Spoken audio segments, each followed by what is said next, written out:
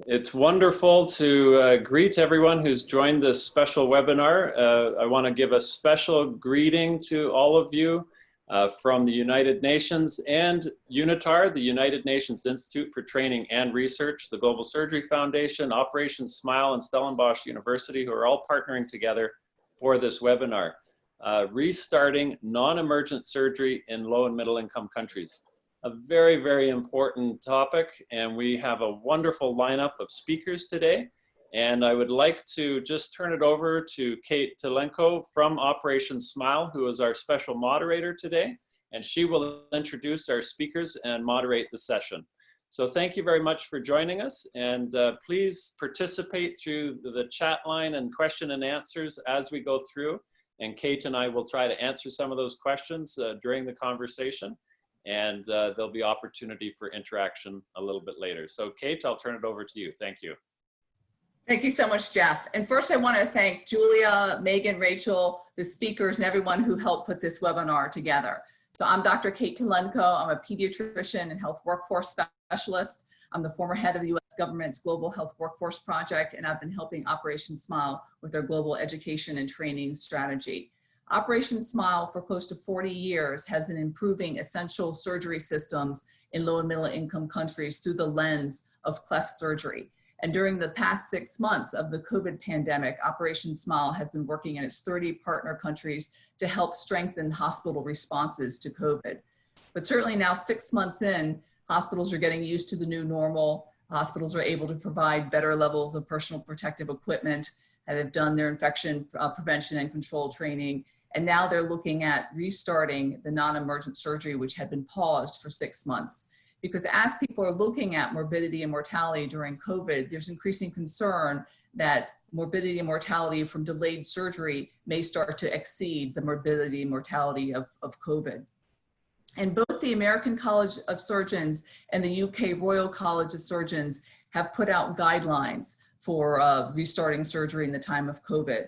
Also, the University of Chicago has put out the medically necessary time-sensitive prioritization worksheet, which helps surgeons prioritize what surgeries they should do during COVID. However, all of these approaches have been designed in high-income countries. So how do surgeons in low and middle-income countries decide when to start surgery and what surgeries to prioritize?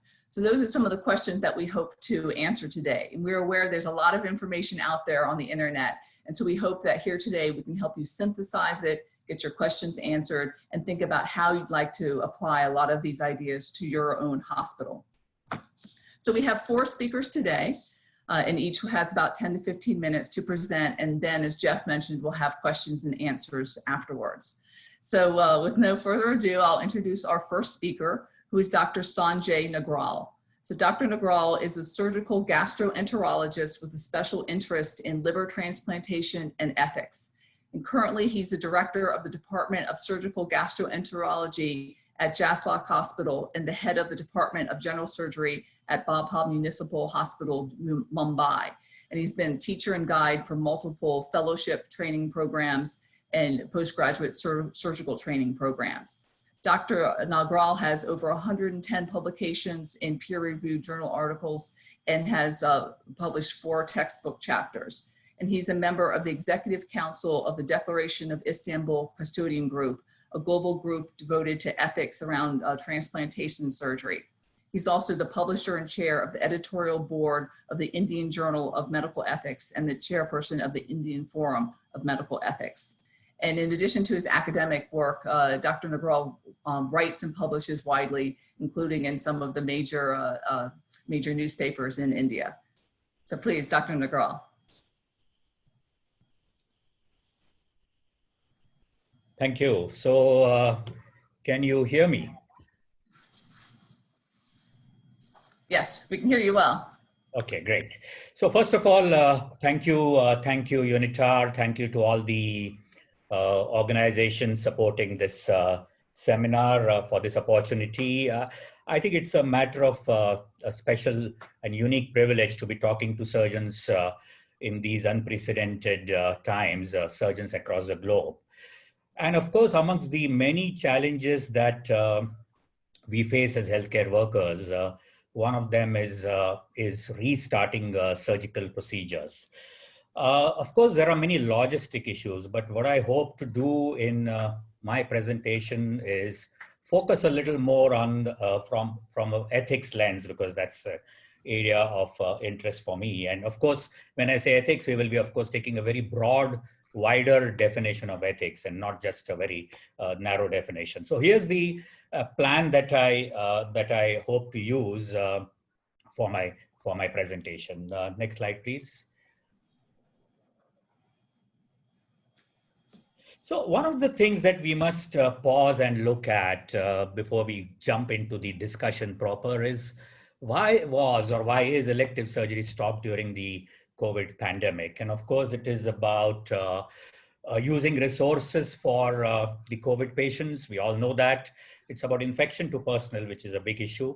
And of course, we need to remember that COVID patients and even non-COVID patients have increased mortality and morbidity in the post-operative period.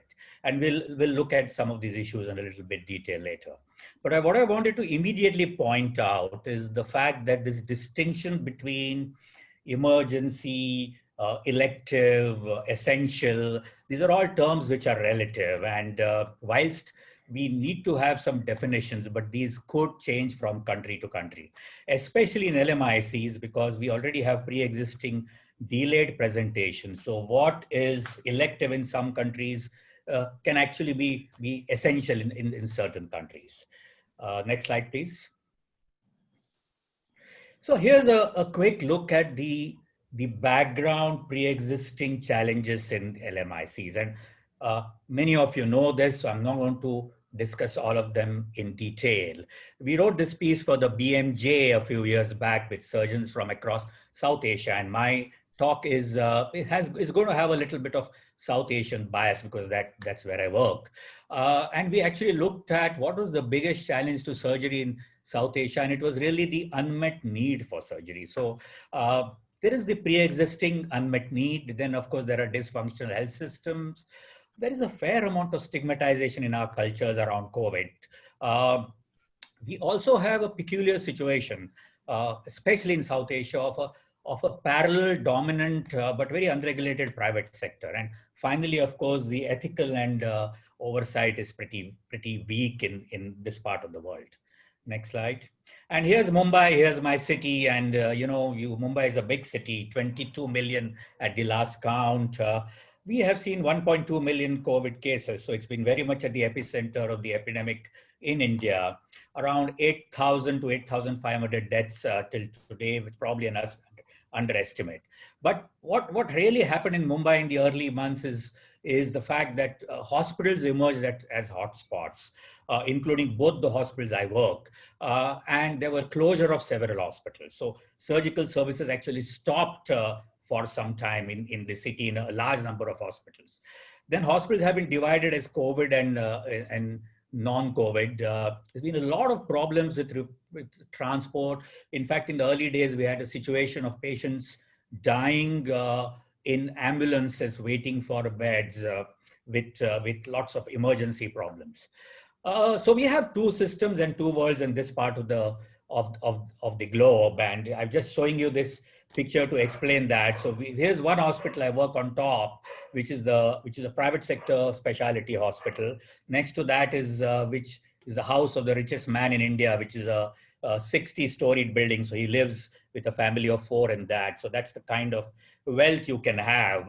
And I crossed this bridge across the bay in Mumbai to work in this hospital here, which is one of the large public hospitals of Mumbai. And this is the population we serve in that hospital. 60% of Mumbai lives in slums. And that's a very specific challenge. And one of the peculiar things that is now emerging is that the private sector is keen to start surgery because it's revenue for them. Whereas the public sector has been completely overwhelmed by COVID, and therefore they are extremely reluctant to start surgical procedures. Next slide, please. Now, here are some factors which are unique to surgery in COVID. Again, most of you know this. We already discussed the post-operative problems. But COVID, of course, for a surgical team, there is a specific issue of the operation theater exposure, and many surgeries have a lot of aerosol generation. So there are specific safety issues. And there is already some emerging data from across the world. The famous COVID study, which is published recently in the Lancet, and that's a HIC study, really. It's high-income countries, I think 1 or 2 countries from LMICs, which showed 28% mortality in COVID patients. I've just put some data from Mumbai. One of them is up for publication, one of them is unpublished, which looked at what happened in some of the institutions here. And a big cancer hospital in Mumbai has operated 412 patients with no mortality, with only 6 of them were COVID positive. So there is a lot of variety of data that we're going to see from across the world, depending on which part of the world it comes from. Next slide, please. Now, what is essential surgery? I mean, it's a challenging term because it means many things to many people. But of course, you have a cancer, which obviously needs early surgical interventions. But you could have a necessity for essential surgery for pure symptoms. So pain, bleeding, abscesses, which need to be drained early, prostatic enlargements, which are huge, which cause urinary retention. So this is all very essential from the patient's viewpoint. Of course, a lot of surgery relieves disability, so you have fractures, and improved quality of life. And for our patients in LMICs, whether it's blindness due to cataract, whether it's reversal of stomas, they're all quality of life issues which actually need fairly urgent attention. And of course, there is this group of surgical diseases which needs interventions, because if you end up with a complication, then you're going to have a much worse time in terms of the treatment.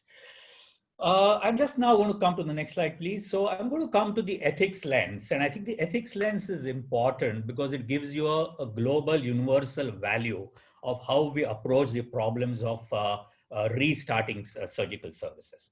So public health ethics is clear about a certain principle, which is the equal moral worth of individuals and justice in a health emergency. Now, of course, on the ground, it operates in a very different way. But I think the ethics lens is important to all of us across countries as an overarching lens to approach some of the dilemmas that we're going to face.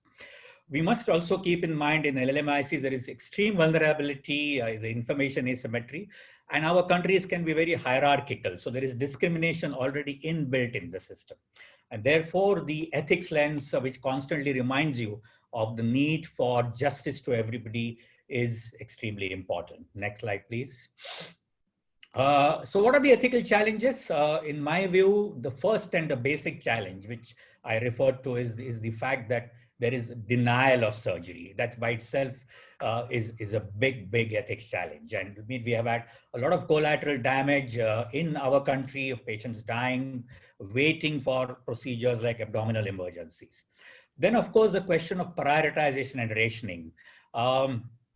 Because of the resource limitations due to COVID, and there are various ways to prioritize. And again, these are all standard ways, many of you know this, but of course we can use tricky areas like what is productive value of a citizen or an individual when you talk about long-term gain. Should age be the only criteria? And of course, we must keep in mind that in many LMICs, including my part of the world, gender is a very important issue. We also have the issue of the safety of the patient versus the safety of the staff. And here there is an ethical principle involved of reciprocity, which is that, of course, whilst there is a commitment to offer treatment, provide treatment, there's also a commitment to provide safety to the healthcare workers. Next slide, please. We come, of course, to the big question of informed consent. Now, how informed is informed consent is a debate even in normal times. In LMICs, there is a debate about how much to disclose, even in routine times. And the fact is that in LMICs, the extent of disclosure can vary from cultures to culture. There is, of course, a big role of the family in our part of the world. There have been the old barriers to informed consent, but we have now a new barrier, which is the barrier of communication in COVID times. So you have people wearing PPEs, masks, we have social distancing and isolation. And it's emerged as a huge problem in Mumbai because most hospitals do not allow family members now to be present in the perioperative period. And that's leading to huge trust problems and huge practical problems that patients are facing. Of course, what is recommended is the use of digital and audiovisual devices, but how much can these replace the actual face-to-face discussions and connect with family members is an open question. Next slide, please. And I think this is my last slide, which tries to look at the way forward for all of us as we approach this problem. One of the things is, of course, to incorporate universal ethical values and framework in the policy making and prioritization. I think that's a good overarching thing to keep in mind. We need leadership from professional organizations. And I must say this, that in our part of the world, unfortunately, organizations have currently focused on protection of the healthcare workers. But we need to be patient advocates because the collateral damage that our patients are undergoing is best known to us. We, of course, need to promote shared decision-making and there need to be clinical ethics committees in institutions. Ethics committees in India largely deal with research ethics and do not really look at other issues. So I just leave you with this message of this figure here, which essentially says that we need to do this fine balance or tightrope walk between the need for essential surgery, on the other hand, the safety of the healthcare workers, and of course, the safety of the patient, given the cultural and socio-cultural background of LMICs. Thank you for your attention. Wonderful. Thank you so much, Dr. Nagral. I especially love that last slide of yours showing that sort of three-way tension between the need for the surgery, the safety of the patient, and the safety of the healthcare worker. That was very helpful. So our next speaker is Dr. Catherine Chu.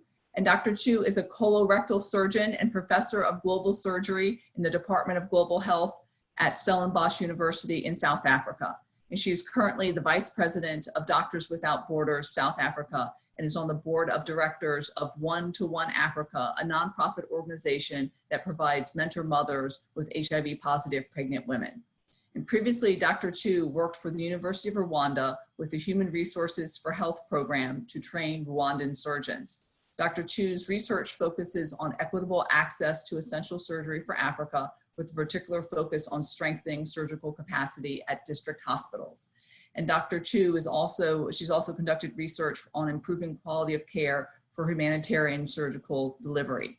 And we're especially excited to have Dr. Chu here because South Africa has the largest COVID outbreak in sub-Saharan Africa.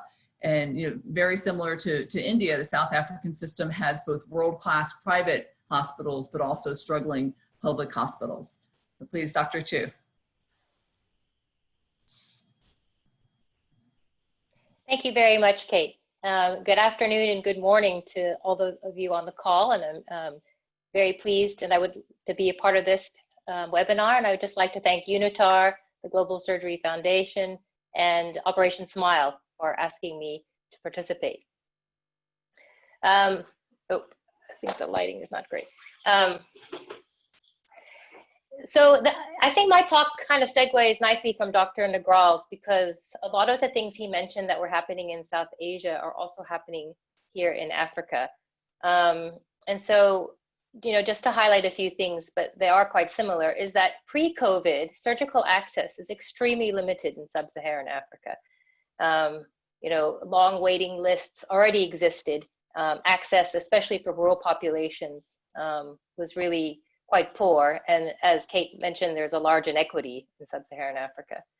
And since March, when the pandemic hit sub-Saharan Africa, and specifically South Africa, there's been a drastic reduction in elective operations. And by one estimate done by Covet Surge Collaborative, 28 million operations have been canceled worldwide and need to be done in the next sort of 12 weeks, or 28 million operations secondary to 12 weeks of the pandemic will occur. And that's a huge number. And then just a little bit of background here in South Africa. So we have over 40% of all the cases in sub-Saharan Africa. At the moment, I think these statistics were from a few days ago, we are almost up to 500,000 cases. We have about 12,000 new cases a day. Interestingly, our mortality so far is quite low, only 2%. Next slide. So just wanted to first mention that in March in South Africa, and I think several countries in sub-Saharan Africa followed suit, that we actually had a national lockdown when we only had 20 cases. And this was to prepare for the pandemic. You know, the pandemic came to high-income countries like the US, European countries, and we saw their health systems overwhelmed. But we here in sub-Saharan Africa didn't know what would happen here. And so the national government took a very strong policy to have a national lockdown, which essentially disallowed all movement within the country that was non-essential. And that included a real discouragement to attend healthcare facilities except for emergencies. And you know, there's obviously a large interpretation, as Dr. Nagral says, of what is an emergency and what are sort of urgent health conditions. But here in South Africa, we saw a huge decrease in the number of outpatient visits, emergency room visits for all kinds of conditions. And then there was been a real question of, you know, what's happened to all the stroke patients? What's happened to all the heart attacks? We did our own survey here in South Africa. We did a national survey of surgeons who worked in 85 different hospitals, which we think represented about 20% of hospitals nationwide. And it showed what you probably would expect. 99% of elective operations and outpatient visits were canceled or reduced. And a third of hospitals had at least one operating room repurposed as an ICU ventilated bed, which I found was very interesting. So in the beginning of our pandemic, this was all done in preparation for COVID cases, but none had actually occurred.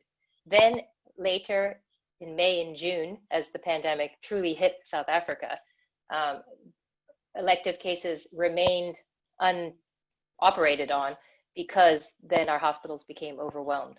And I think that the question for this webinar, the title was Re-escalation of elective surgery, restarting elective operations. But I would like to actually maybe rephrase that to saying, how do we reprioritize, or how do we prioritize the surgical cases that we're going to do now?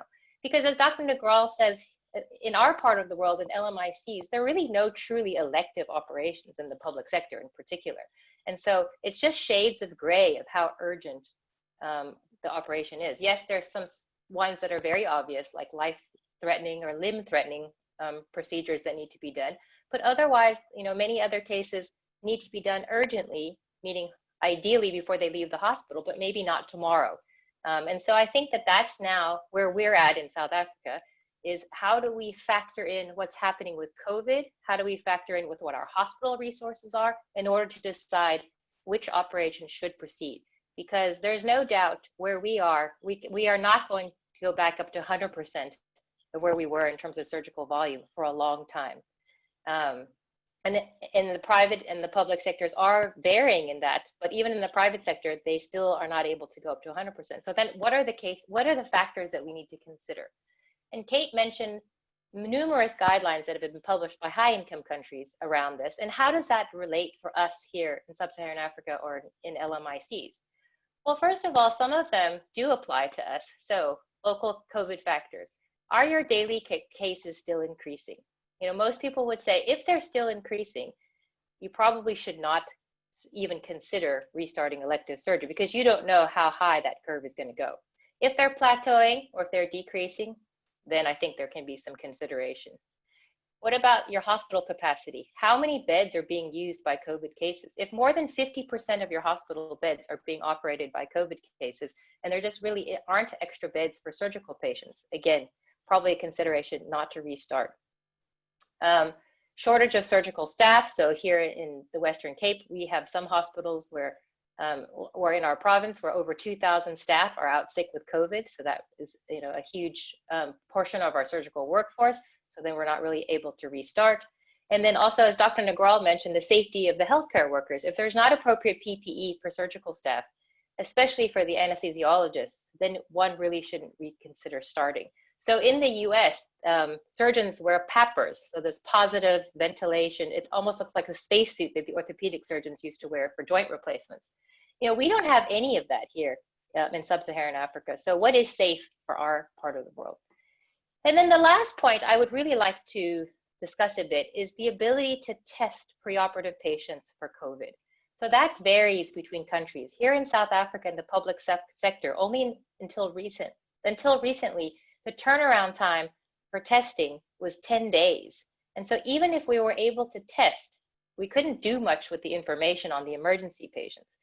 For elective cases, it still wasn't practical, because if you tested your patient, where were you going to put them for 10 days while you were waiting to get the result? Because if you let them go home, they might become positive again in those 10 days. We don't know.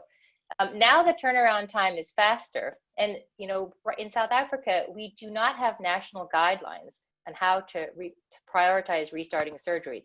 But this is what I'm on a task force now to develop that, because there's a real need to decide what factors do we need to consider before restarting.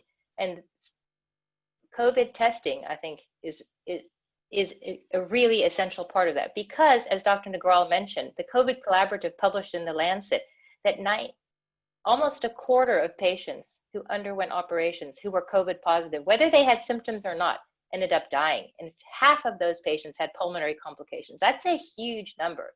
Now, again, we don't know if that's going to play out as there are more numbers of patients. And maybe it was because they were in hospitals that didn't separate the COVID patients from the non-COVID patients. And so perhaps there are confounding factors on why that mortality was so high. But given that, what do we advise patients? Dr. Nagral mentioned the ethics of informed consent. If a patient is coming in for a semi-elective procedure like a hip replacement, would they still want it if we told them they had a 1 in 4 chance of dying at this point? Maybe not. You can go to the next slide. So, again, the other factors about prioritization or escalation is who decides. So some hospitals have multidisciplinary hospital committees where every single operative case goes before the committee, and the whole committee decides whether that is an appropriate case or not. In many hospitals, it's the surgeon's choice. So he or she gets to decide for the patient. But in a hospital where there are multiple surgeons from different disciplines and there's limited operating time now, if you've got 5 surgeons all saying that their patients need to go, who now decides? And as Dr. Nagral mentioned, here in Sub-Saharan Africa, it's the same as in India. We have large backlogs already. So every case now is urgent. So you can go to the next slide. So then who does decide? And Kate brought up this scoring system that was published by American surgeons, but I would like to go over this because here in South Africa, we are revising this scoring system for our own context. And I couldn't put it up because we haven't validated it quite yet, but the principle is the same. So this is called the MENS score, or medically necessary time-sensitive procedures. And essentially it's a scoring system to rank patients against one another to try and decide, given your current resources, should you proceed or not. So if you look at the scale here, they've got sort of green on the left, okay to proceed, and then on the right-hand side, procedure not justified in red. And purposely, they actually don't tell you where the score numbers are, where you should draw those lines. And those lines are changeable depending on your hospital's current capacity. So, for us, we've got district hospitals that might have 1 surgical provider and 1 theater, and we've got huge academic hospitals with 30 operating rooms and 20 to 30 surgeons. And so we want a scoring system that can actually be used in all these places, depending. And I just want to spend a few minutes going over what it's about. Essentially, the MENS scoring system takes into consideration the procedural factors, the disease factors, and the patient factors. Next slide, please. And again, I think that this scoring system needs to be redone for our context because some of these points are not so relevant, and I'm happy to share that once we get our own modified MENS out. But I think the points are still valid. So the procedural factors is how long is the patient going to spend in the operating room. So the longer the operation, the more likely the more consideration that you should defer the patient. So operating time, is it going to take 5 hours? It's going to take 30 minutes. The length of stay, so again, hospital beds is really critical at this time. If it's an outpatient procedure, perhaps more likely consider it versus a large abdominal operation that might make the patient stay for 7 days. ICU needs, again, if the patient's likely to need ICU, probably should reconsider. Blood loss, surgeon team size, if surgeons are at a real shortage or staff are at a real shortage and you need 3 surgeons to do the operation, perhaps maybe you should reconsider. Intubation is a big one. Dr. Nagral brought up the risk to healthcare workers with the aerosolization, if you can do the operation under local or regional. maybe a bit better. And then they mentioned surgical site. Next slide.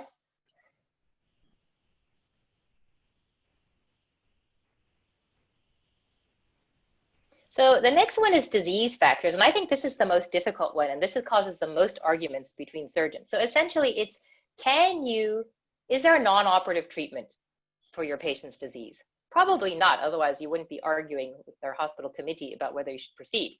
But if you deferred for 2 weeks, how much worse would the condition get? So symptomatic cancers is often brought up. You know, can you delay it for 2 weeks? Can you delay it for 6 weeks? What would happen to the patient? And so, you know, this scoring system is quite subjective in some way because it says, you know, the patient's going to get worse, significantly worse, no worse. And what's the data for that? So you have different surgeons trying to argue differently, but this again tries to make it somewhat objective. It's kind of like before we used to use, you know, does the patient need to go to theater in the next 6 hours, in the next 24 hours, in the next few days? And that used to be a triage system. So this is sort of like that. Next slide.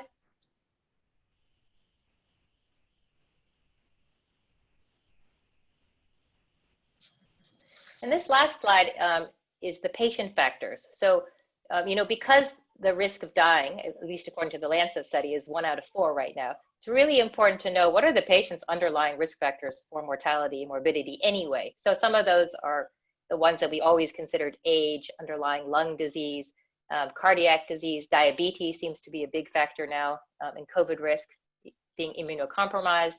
And here on this scale, they said exposure to known COVID positive person in the last 14 days. I would argue now that that should not be on the scale because we should be pre-op testing everybody. So perhaps to take that off. But essentially, you know, this is my last slide, is just to say that it is a very complex decision-making process. And then, you know, there are special considerations. For example, pediatric patients. You know, right now the data seems to be that children don't seem to spread COVID very much. And children seem to either have mild or asymptomatic disease. So for children that need operations, do they need to undergo the same testing and the same kind of rules as adults? I think that's something else to consider, because for Operation Smile, I think you do have a large pediatric population, and in Sub-Saharan Africa, we have a large pediatric population to consider. So I'll stop there. Thank you very much. Great. Thanks so much, Dr. Chu. And I think it was especially helpful the way you went through the MENTs. That was really very helpful to understand that in more depth. So our next speaker is Dr. Hatim Drusi. And Dr. Drusi is a plastic surgeon from Marrakesh, Morocco, and he specializes in aesthetics, burns, and congenital malformations. Dr. Drusi is Deputy Secretary General of the Moroccan Society for Aesthetic and Plastic Surgeons. And Dr. Drusi has been a valued Operation Smile volunteer since 2008 and has operated in over 20 surgical missions, and he's led a number of those missions. And so Dr. Drusi will give us the perspective from a middle-income country, actually a country of Morocco, which has handled its first outbreak very well, but is now starting to see a surge with the opening of the economy.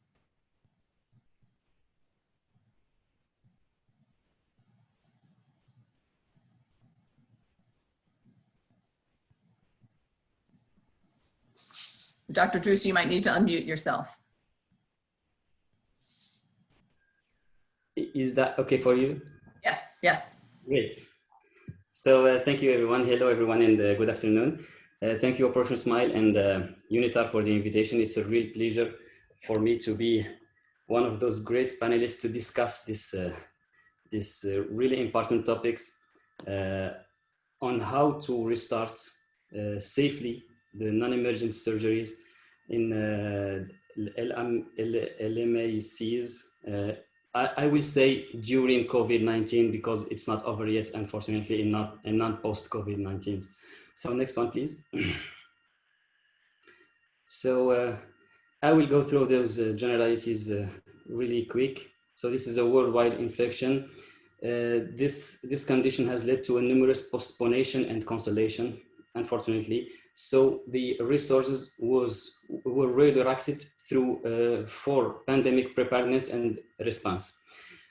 For the example of Morocco, we had an early and very effective response since the first case declared in the 2 March. So the total lockdown for the country was 18 days after. Actually, we are partially unlocked depending on cities and regions.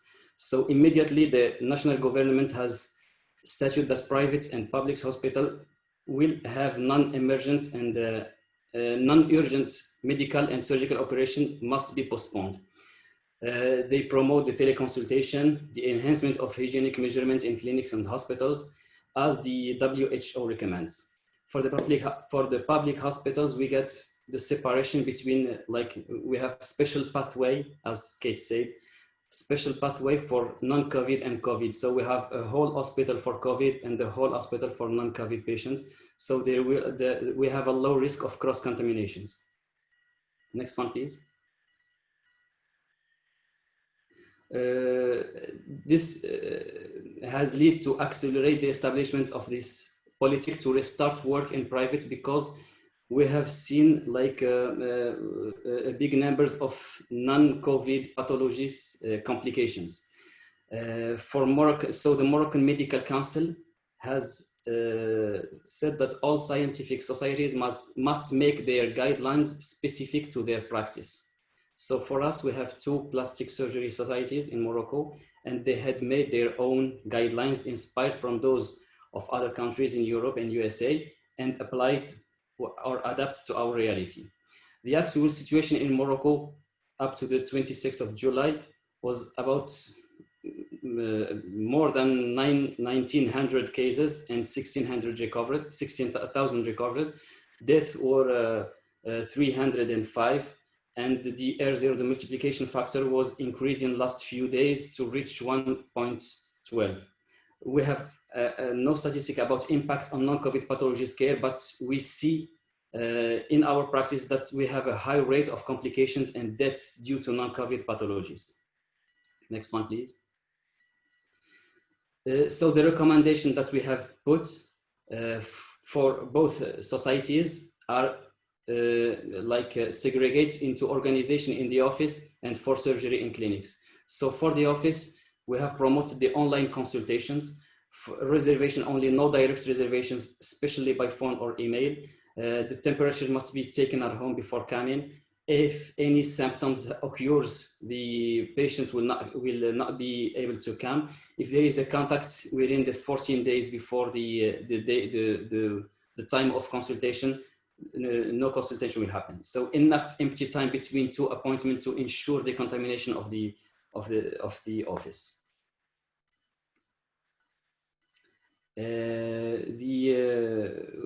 All the personnel, all the workers in the office must put mask and use alcoholic gel. Take the temperature of the patients when he arrived. Keep 1 meter at least distanciation in the waiting room. Keep an airflow, open windows in the office, and regular decontamination after each visit and each patient. For the feeding of the information, we have limited the contacts with the receptionist if the patients feel himself all the information. And during the consultations, he keep his mask for body consultation, face shield and mask for surgeon and for facial exam, and decontamination of area and tools after each patient. During local procedures, of course, face shield and mask for nurses and doctors. So for surgical patients, we have seen that surgeries can enhance, a lot of studies shows that can enhance the severity of an asymptomatic patients or symptoms in a mild condition that can lead to a high rate of mortality. So the goals of this of selecting patients for surgery is to limit the spread of the virus first, avoid exacerbation of an asymptomatic patients, and avoid getting infected in the perioperative period. So what we have set as measures is that, unfortunately, we don't have a free access to PCR tests in Morocco. So the one who gets this PCR test is only the person who gets signs of infection or the contact subjects. We have conducted until now about 2 million tests until the 27th of this July. And so we decided to establish a list of exams that must be done before surgeries. So first, Anamnesis on selection patients. So no patients was accepted if they were negatively tested in less than 1 month, or if they have contact during the last 14 days with a positive case. For the lab exams, we do CVC, prothrombin time, kidney exploration, blood ferritin, and D-dimer, as some studies show that they are correlated to the high risk of complication in COVID. We have done, since we don't have PCR accessible, we ask the patients to do a thoracic CT scan 48 hours before surgery, because of the high specificity for positive asymptomatic case, like the ground glass opacification that we can see. And we will do that waiting for PCR and immunologic tests to be set in Morocco. So next one, please. For anesthesia, the factors that Dr. Chu said are discussed like between the team, surgeon and anesthesiologist. So for the type and the balance benefits risk, so the anesthesiologist and the surgery team can do their appreciation and statute that this patient could have surgery or not. Those are some considerations when admitting the patient. So hygienic discussed below must be applied in the clinic with a special pathway, preparing the room for mask and shoe cover for the patient, marking the patient with the surgeon only if possible in the room, and the transportation to the OR must be like a special way for a special way to drive the patients to the OR. For the surgery, we're working around, the working around must be limited for the teamwork only. The anesthesia and intubation with plastic cover to isolate the intubation zone. No complex surgery and no combined ones or surgery more than 4 hours. For body surgery, keep the plastic cover over the intubation zone. And for face surgery, cover nose and mouth with the tegaderm with the plastic cover. Keep instruments inside the room in a plastic box for the first decontamination inside the room, then to the sterilization zone, and keep enough time between procedures to ensure decontamination of the OR. Recovery room with more space between beds and 1 nurse for each patient if possible. Next one. For the post-operatory time, we recommend no more than 1 overnight. Note that private practice are out of COVID circuits in Morocco, so less chance to get infected or cross-contamination. No visits of family are allowed, and no administrative work to do for the patients. All I have done with our assistants, so they will know, the patient will not have to go to the administration to do some work. And the post-op dressing is recommended to be done at home, but a qualified nurse that we design for them.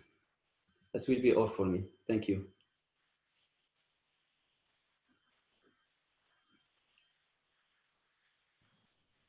Wonderful, thank you so much. I love the practical level of your advice around running a surgical clinic in the time of COVID, and then that last part about the surgeries and the spacing of the beds and the assignment of 1 nurse and doing wound care at home rather than having people come in. Very practical and very helpful. Thank you so much. So our next speaker is Mr. Ernest Gay, and Mr. Gay is Operation Smile's Senior Advisor for Global Business Operations. And he brings 20 years of field-based experience working with nonprofits in sub-Saharan Africa. And Mr. Gay brings extensive expertise in designing, implementing, and managing complex and diverse teams. And Mr. Gay is a proud recipient of the Clinton Global Health Initiative Award for Outstanding Leadership and Management of Africare's response to the Liberian Ebola epidemic. Ernest also supported the Liberian Ministry of Health and other partners to rebuild the Liberian health system post-war, and was a particular champion of decentralization of that system. Mr. Gay holds a master's in equity studies from the University College Dublin, Ireland, and he remains active in his home country of Liberia through serving on multiple nonprofit boards, and he was appointed by the president of Liberia as a board member of the Bomi Community College in Liberia. And so we especially asked Ernest Gay to speak, to give us the perspective of what it was like to reopen services, health system services, during and after the Ebola epidemic, particularly from the point of view of how you organize services, but also how you communicate to the public. Because when you think about it, for 6 months, we've been telling people, stay away from hospitals, stay away from health facilities, don't come in. And now we're going to start to say, come back in, it's safe, it's all right. So how do we communicate with the community to make sure that they believe us and that they return to take advantage of the services? So please, Ernest.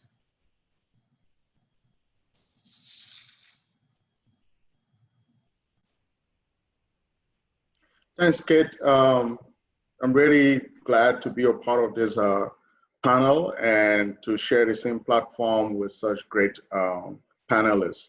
I also want to commend you and the UpSmile and UNITA and the Global Surgery Foundation for organizing this forum. One of the things about speaking last on the topic is that the previous speakers may have already touched on all of your talking points, and so sometimes it's difficult to get in because it seems as though you're repeating. But in our particular case, I wouldn't go back to discuss some of the things that they have shared already, because I really do think that there are a lot of similarities, when it comes to responding to infectious diseases and the impact that they do have on health systems. And Liberia was a classical example, a country coming out of a devastating civil war. It impacted every fabric of society. But through it all, we had the support of the government and international development partners. And I just want to draw a parallel here and share some basic thoughts. One, I think, and Dr. Chu highlighted this, that is a critical challenge for a lot of low-income countries, particularly in sub-Saharan Africa, where surgery is almost seen as a luxury, simply because our health systems are not capacitated to deal with the surgical burdens. And therefore, we have someone coming from Liberia where some major surgeries had to be referred to either South Africa, Ghana, Kenya, or India. Now, these are countries that are already dealing with the burden of COVID itself. And that means that people who may be queuing in for surgery may not have access and cannot travel, to get the needed surgeries that they have. But I wanted to share that restarting surgery or restarting health services, one of the critical pieces, and I think what is core, is how do you rebuild the trust and confidence in the health system itself? Because the virus or the disease itself puts undue pressure.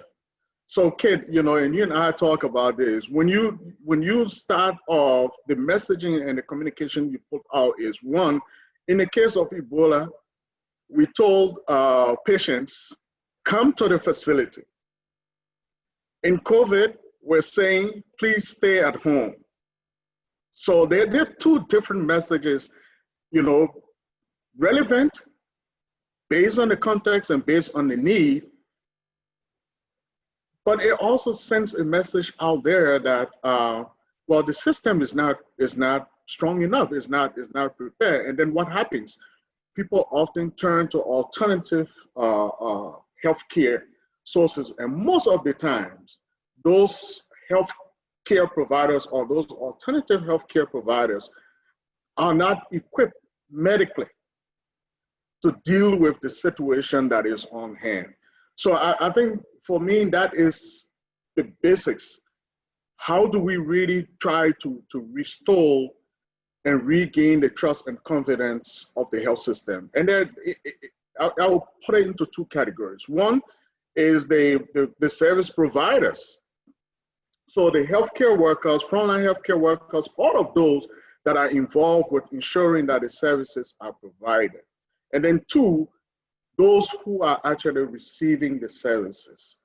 Now, how do we assure the confidence and trust of the service providers?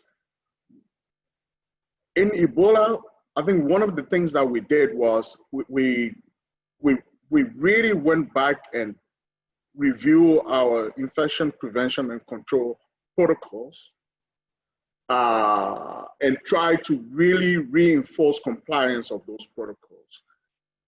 We did a lot of trainings of frontline healthcare workers on the protocols, and then went to the next level of remodeling the infrastructure. The doctors on this panel all talk about workflow, triaging, and even looking at the infrastructure itself. ICU, there are some hospitals that have limited ICUs, let alone ICUs that are specifically built for dealing with cases that are suspected of, an infectious disease. So I think that was another critical part of what we had to put into place. But I'm also aware that the response can be complex and requires significant funding to really roll out. And so, we did the protocol. We also went in and had to relook at the surgical procedure and guidelines checklist. And I know the World Health Organization has that as well. And I would advise, recommend that, people look at that as well. If you don't have one, you can modify it to your own context as well. But those were some of the things that we had to put into place. Beyond the infrastructure, we needed to ensure that we had appropriate testing and diagnosis capabilities, at all of the facilities that we were reopening or asking people to start to go back to get the services. I think these are really critical for healthcare workers, because then they feel safe, as Dr. Nagral mentioned. You have to ensure that the healthcare workers or the service providers feel safe to provide the services, and also reassure those who are coming in to receive these services that they will not get infected when they walk into these health facilities as well.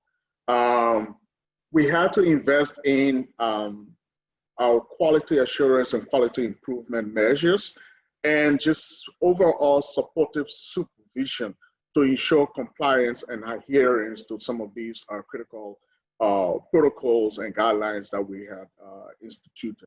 So that was something that we did to reassure and restore the confidence and trust in the health system from a service provider standpoint. And I think that the last piece that I want to share on is the existence or the provision of medical supplies.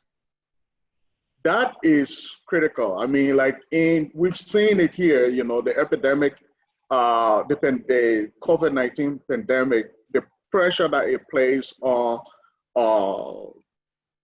the provision of supplies, PPE and what have you.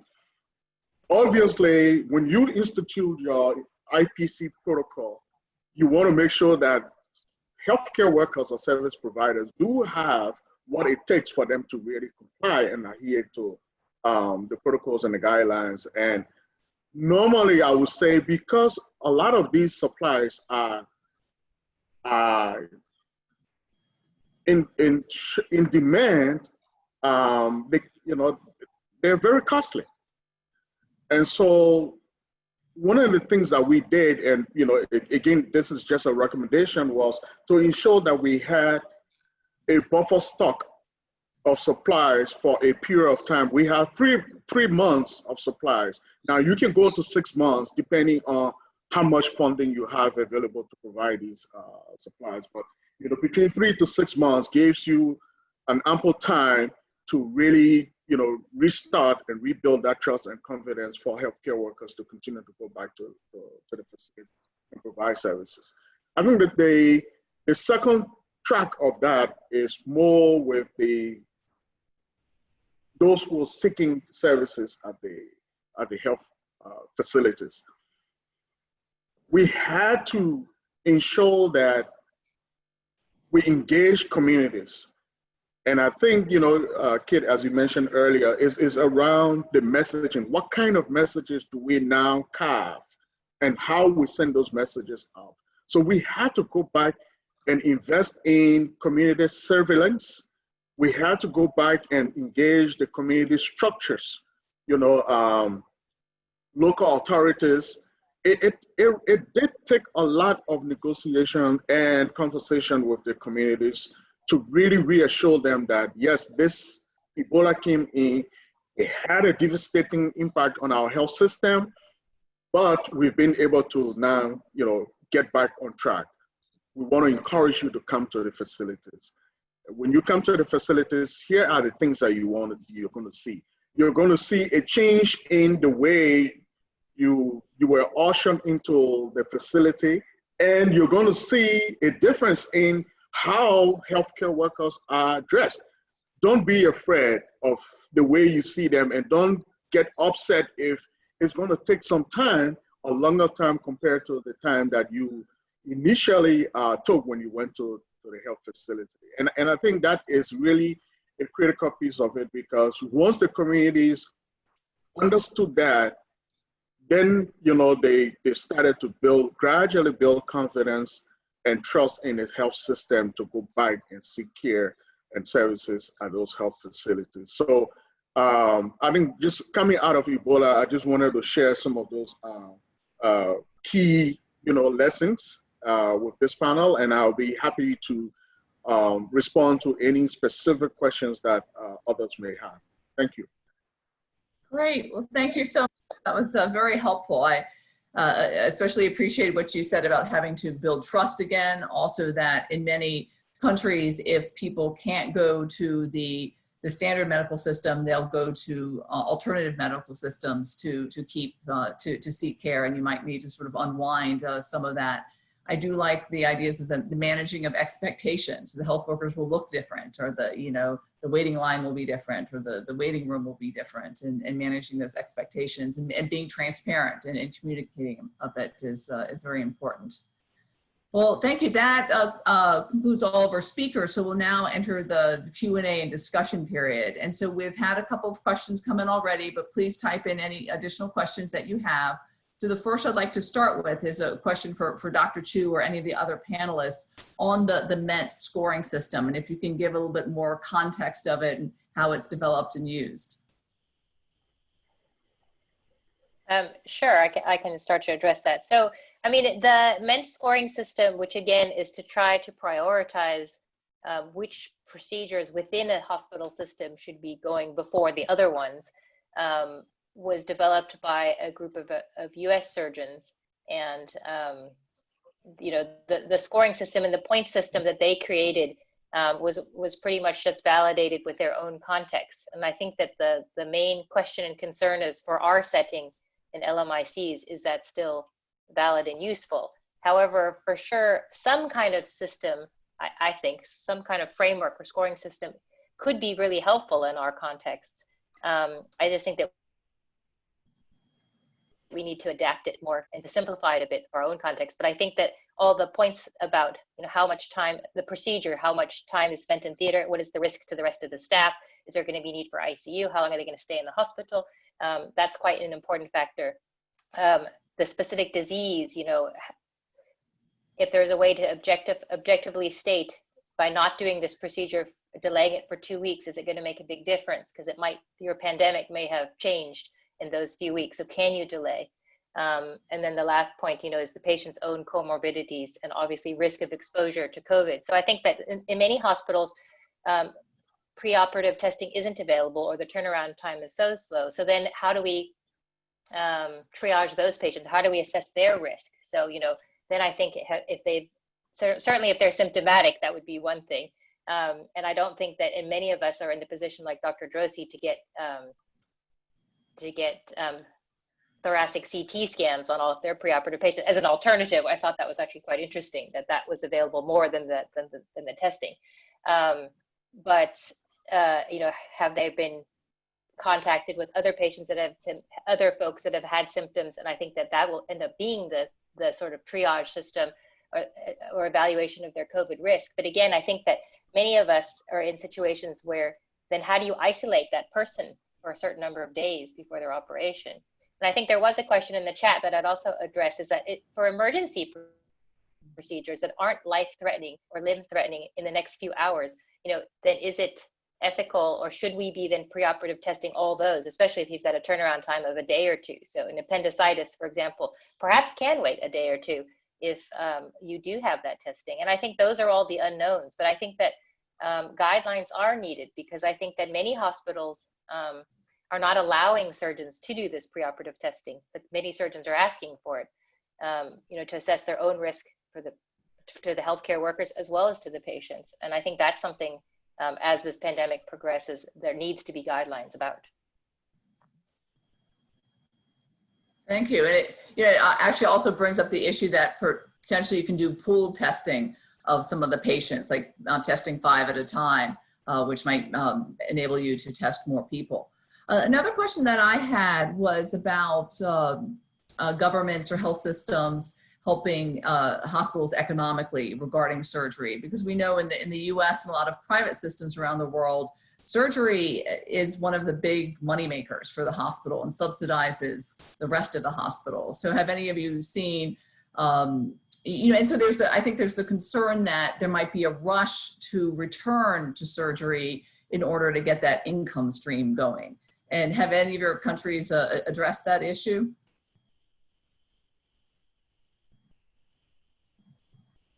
I can speak for in South Africa. The private sector, I think, has really, I think Dr. Nagral also mentioned, you know, because they depend a lot on the income of operations, but oftentimes it's also individual surgeons. So here surgeons don't work for the hospital, they work for themselves, but they themselves, their own practices are suffering, as are the anesthesiologists. But some of our health insurance companies here, we call them medical aids, there's been a negotiation with them that they're actually going to pay some of the healthcare providers, not just surgeons and anesthesiologists, but general practitioners as well, that have had a real reduction in their income.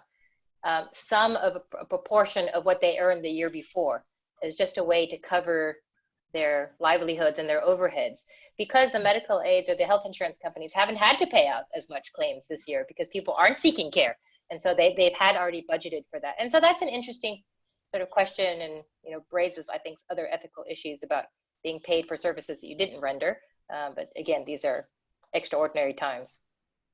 Absolutely. So if I may just add, the situation in India is that a lot of the public hospitals have taken the overwhelming load of the COVID cases and are unable to start surgery, are not keen to start surgery.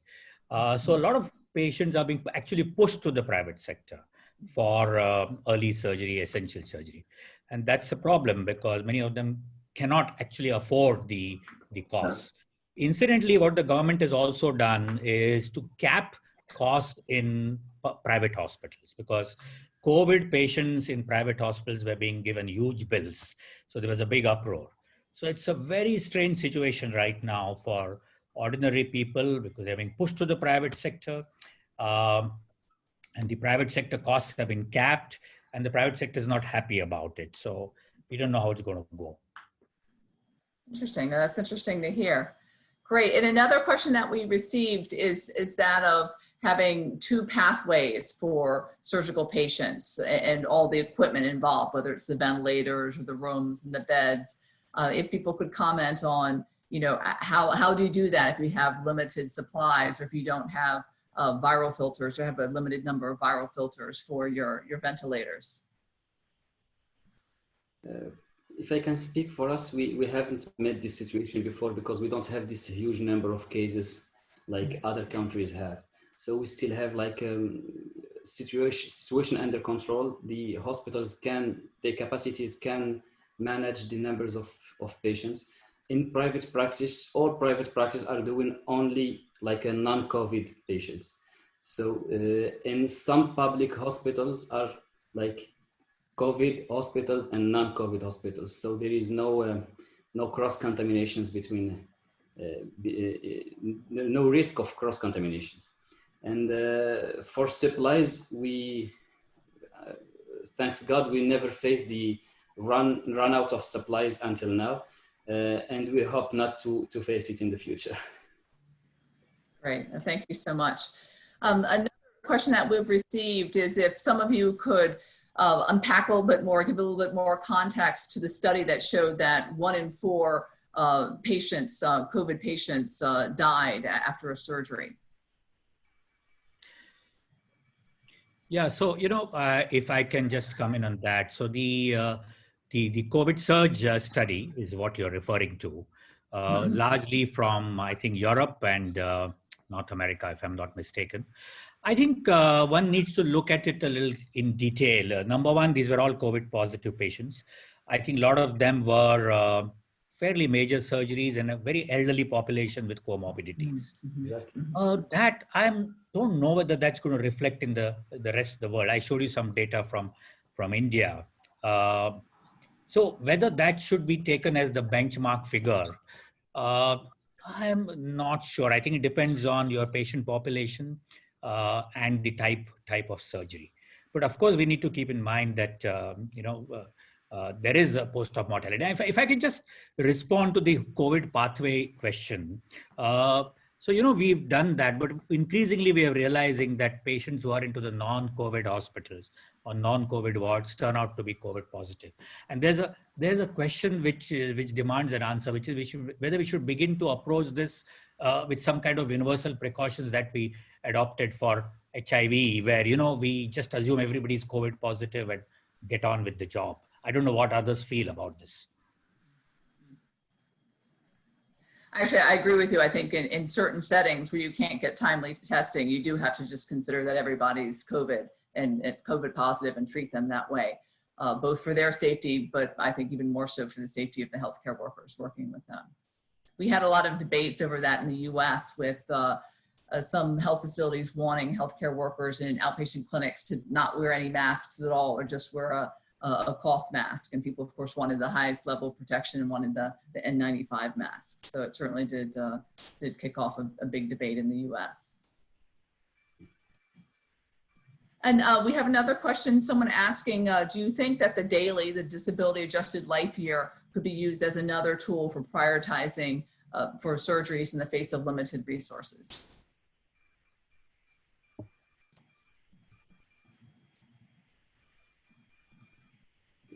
I mean, I think that's a great question, but I think that kind of question more addresses a little bit of, you know, the surgical backlog or how important the surgery is in order to improve life expectancy or life productivity. And I think Dr. Nagral kind of brought that up in, you know, in terms of like the operation and then the return to functional ability. I do think that that is a little bit of a slippery slope, however, because it then, instead of judging each person and their health condition versus that individual risk, you know, then you're kind of putting a value on that person and their condition and how much it's going to improve them.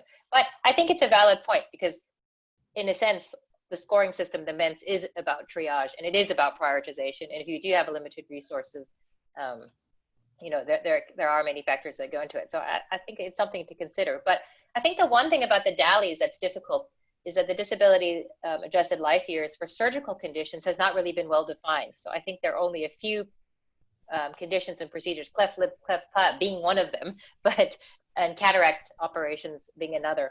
But for many of the other conditions, there isn't really a DALYs right now. And so I think that could also make it challenging to use that.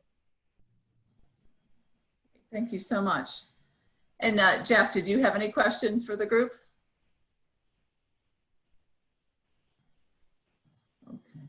So, other questions that we had was if people could comment more on pediatric patients. I think Dr. Chu, you mentioned that a little bit, but if anyone else wanted to comment on any special considerations for pediatric patients. And for example, are parents being allowed into the hospital, and what areas are they being allowed in, or for certain age groups? Yeah, for me, I keep doing like cleft surgery for patients in my practice. So one parents are allowed with the child, like it's the mother. Generally, she is allowed to stay with the child during the one overnight of hospitalization, and I try to discharge them if I can by the same day. So for me, this is the only way, the only situation that one parents or members of the family can go. For my aesthetic surgery, regular surgery, no person is allowed and no visits are allowed. Okay, thank you. Did anyone else want to comment on that? Okay, the next question is, given the huge backlog, do you plan on sharing the findings with your respective government public health officials and suggest a more nuanced approach to future pandemics? Like how will the lessons learned prepare us for continuing surgery during the next pandemic? I think for me, that COVID has really highlighted the fact that surgery was already a public good that wasn't really valued, and the access to was quite poor. And the pandemic has exacerbated that. So I think in some way, we can turn this. I mean, they say, don't ever waste a good crisis. So I think that we should turn this around in surgical care to try to lobby for better access from the get-go, because I think that we're now in this situation because we had such a big backlog to start with, and now we were forced to reduce even more. And the other, I guess, the other argument or strengthening is for anesthetic skills and critical care services. I think that they've sort of always been left out of the discussion about improving surgical care, but now with COVID patients, their skills have been highlighted, and I think that's something also to champion. Yeah, that's a very good, sorry, go on. All right. So, I just want to reiterate one point which Catherine mentioned, which is that what COVID has done is actually highlighted many of the dysfunctionalities of our systems. In Mumbai city, for example, there's huge public discussion on how we neglected public hospitals over the years, and we allowed a huge private sector to grow, which is its own priorities.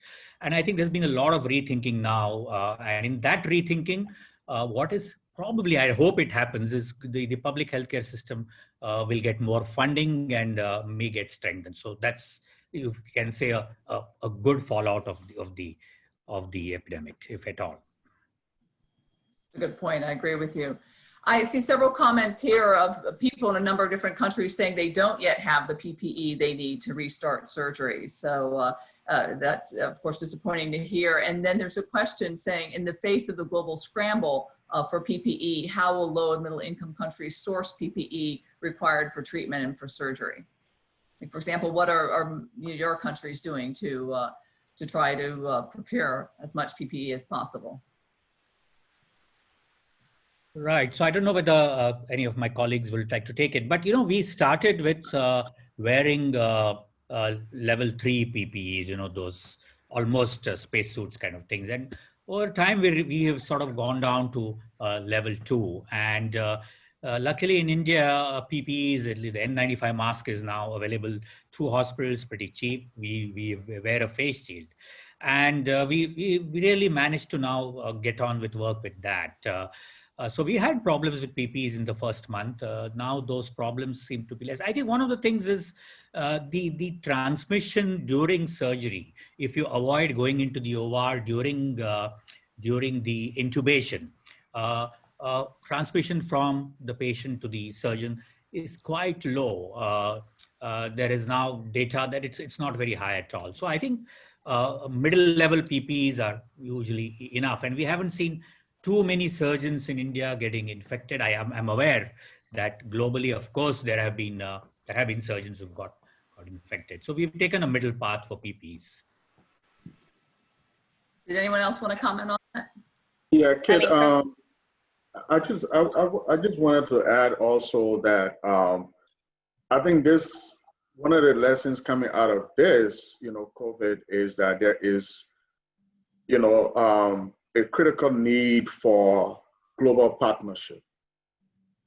That no single country can respond to this exclusively and say by closing their borders and preventing people from leaving their homes or going across borders is going to shield them from the pandemic itself.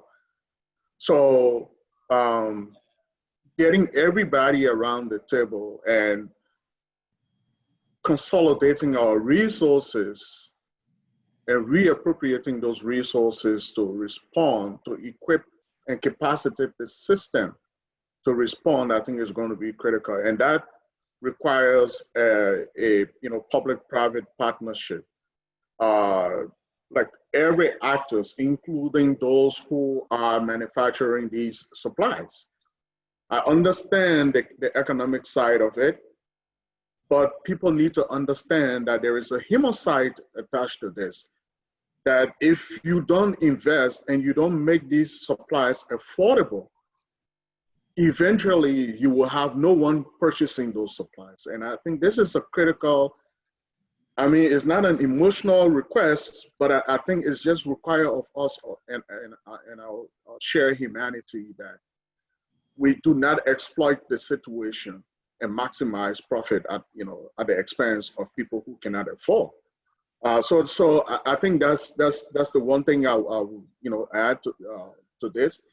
And I just also wanted to put in a quick point, two quick points. One, that we're talking about all the things that are necessary to restart the surgery, but a critical first step in really getting that off the ground is really assessing the readiness and preparedness of the facility to actually restart the services. And I think that sometimes we take it for granted because we're already deeply entrenched into, we have to respond to the backlog, we have to start providing the services without really stepping back and saying, hey, here's our checklist. Have we met this?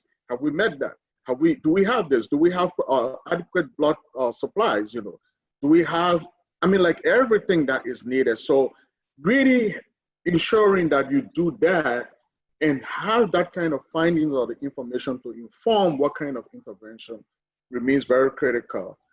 As far as obstetric care, one of the things that we did when I worked at AfriCare in Liberia to help the government, even though it wasn't a nationwide initiative, but we invested in what we refer to as maternal waiting homes.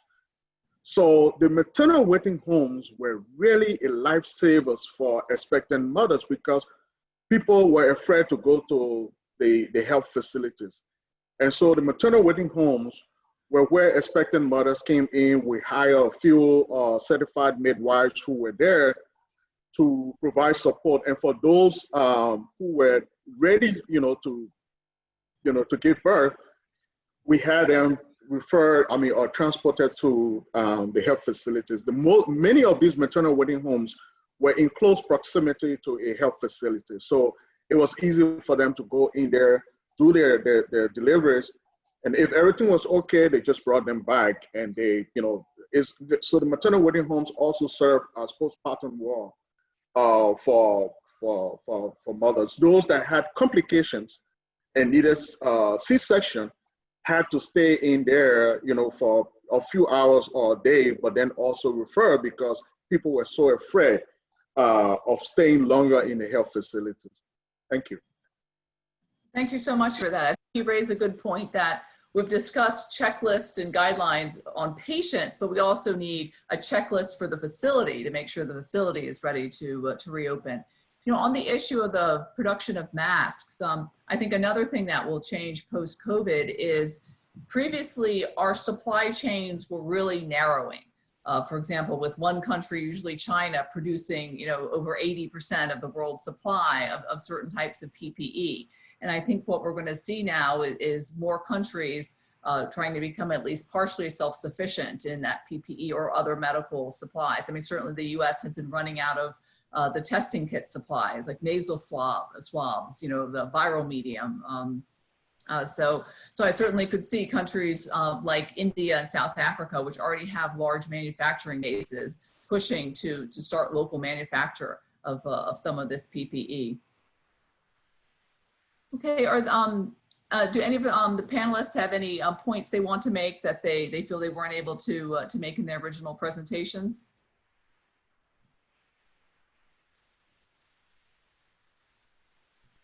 Okay.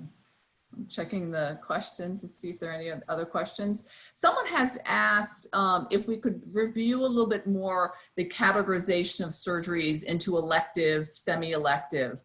Now, we understand it varies, you know, country by country. You know, Dr. Chu said in some contexts, every surgical patient in South Africa is you know, semi-emergent, that there is no such thing as, you know, an elective patient. But if some of our speakers could explore a little bit more how countries can think about, you know, elective versus semi-elective, and how patients fall into those categories.